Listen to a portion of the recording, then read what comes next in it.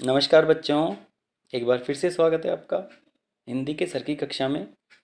आज हम चर्चा करने जा रहे हैं आपकी कार्यपत्रिका क्रमांक 19 के बारे में।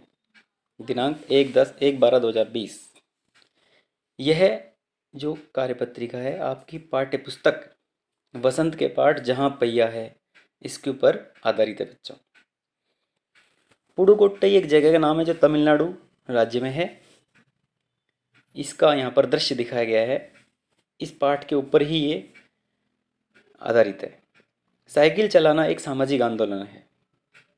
कुछ अजीब सी बात है ना, लेकिन चौंकने की बात नहीं है। पुडुकोट्टई जिले की हजारों नवसाक्षर यानी जिन्होंने अभी अभी पढ़ना लिखना सीखा है, ग्रामीण महिलाओं के लिए यह अब आम बात है।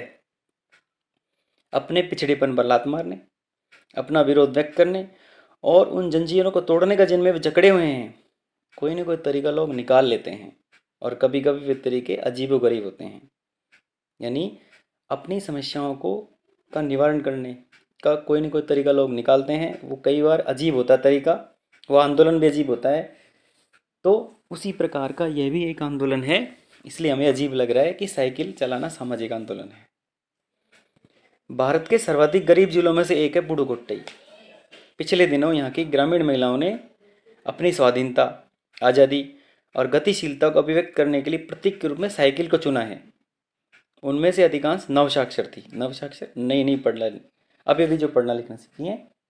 अगर हम 10 वर्ष से कम उम्र की लड़कियों को अलग कर दें तो इसका अर्थ यह होगा कि यहाँ ग्रामीण महिलाओं के 1/4 हिस्से ने साइकिल चलाना सीख लिया है। और इन महिलाओं में से 70,000 से भी अधिक महिलाओं ने प्रदर्शन एवं प्रतियोगिता जैसे सार्वजनिक कार्यक्रमों में बड़े गर्व के साथ अपने नए कौशल का प्रदर्शन किया है। यानी उन्होंने बहुत सारे कॉम्पिटिशन प्रतियोगिताएं वो भी जीती हैं और अभी भी उनमें साइकिल चलाने की इच्छा जारी है। और इसके लिए वहाँ कई प्रशिक्षण शिविर, ट्रेनिंग कैंप, ट्रेनिंग सेंटर चल रहे हैं। यानी जो सीख जाती है वो नई महिलाओं को साइकिल चलाना सिखाती है।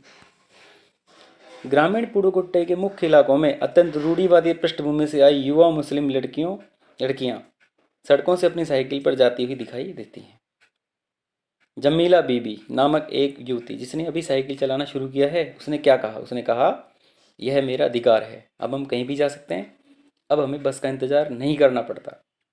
मुझे पता है जब मैंने साइकिल चलाना शुरू किया तो लोग फप्तियाँ कसते थे कमेंट्स पास करना, लेकिन मैंने उस पर कोई ध्यान नहीं दिया। इस प्रकार ये महिलाओं के जागृति का एक उदाहरण है। अब जो इसके पीले रंग में हाईलाइट किए हुए हैं ये शब्दार्थ हम देखते हैं। पहला है सर्वाधिक अर्थात सबसे अधिक, नवसाक्षर नए पढ़े लिखे, रूढ़िवादी पुरानी सोच वाली, अधिकार हक फप्तियाँ कसना चुभने वाली बात कहना। तो बच्चों अब हम करेंगे इस कार्यपत्रिका के इस भाग के प्रश्नोत्तर। प्रश्न क्रमांक 1 है, आपके विचार से सामाजिक आंदोलन किसे कहेंगे? तो इसका उत्तर होगा कि समाज सुधार के लिए किया गया आंदोलन सामाजिक आंदोलन कहलाता है। प्रश्न क्रमांक 2, उन जंजीरों को तोड़ने का जिनमें जकड़े हुए हैं, कोई न कोई तरीका लोग निकाल ही लेते हैं। आपके विचार से लेखक जंजीरों द्वारा किन समस्याओं की ओर संकेत कर रहे हैं? तो यहाँ पर जंजीरों के माध्यम से पिछड़ापन, रूढ़िवादिता, सामाजिक बंदिशें आदि की ओर इशारा कर रहे हैं।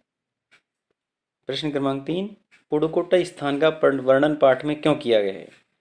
इसलिए किया गया है क्योंकि यहाँ की महिलाओं ने अपनी रूढ़िवादिता और सामाजिक पिछड़ेपन को दूर करने के लिए साइकिल आंदोलन को सहारा बनाया और साइकिल को एक प्रतीक के रूप में चुना, इसलिए लेखक ने इस स्थान का वर्णन किया है।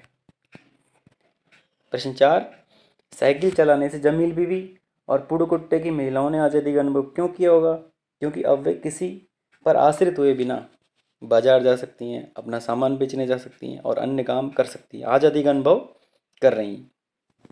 प्रश्न क्रमांक 5, साइकिल चलाने से क्या फ़ायदे हो सकते हैं? उनकी सूची बनाइए।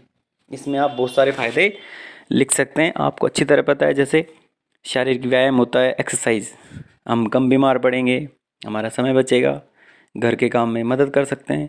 इसके अलावा आपको बहुत सारे फ़ायदे याद आ रहे होंगे, उनको भी आप इसमें लिख सकते हैं। इन उत्तरों में आपको कोई समस्या है तो आप निम्न उत्तरों की सहायता भी ले सकते हैं।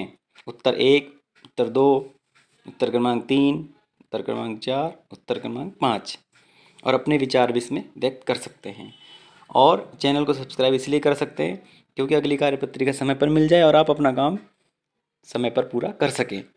मिलेंगे अगली कार्यपत्रिका में, तब तक के लिए नमस्कार।